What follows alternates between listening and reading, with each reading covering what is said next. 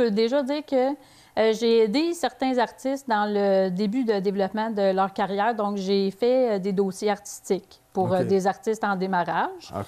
J'ai écrit des biographies, des marches artistiques. Puis aussi, j'aime aider les artistes à savoir au début où on va chercher les appels de dossiers, les informations qui sont relatives au bon démarrage, là, si on veut des comment activités. Comment s'inscrire dans le milieu, puis oui. on se professionnalise, quoi. Oui, exactement. Donc ça, je m'intéresse beaucoup à ça.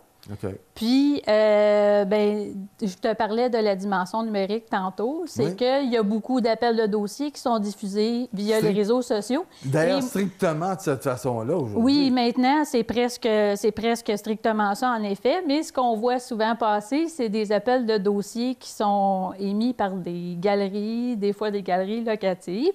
Puis, tout ce qui est milieu des centres d'artistes, peut-être on voit un peu moins ça. Puis, souvent, je me rends compte que les artistes qui sont en démarrage connaissent peu les centres d'artistes. Puis c'est important pour une carrière. Oui, exactement. Pourquoi? Parce que les centres d'artistes, bien, ils ont la professionnalisation.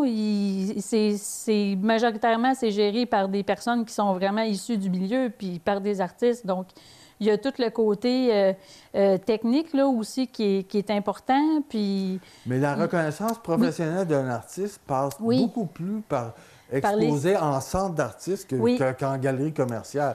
Exactement. Ce qui finalement a peu de conséquences sur comment les institutions vont te reconnaître. Exactement.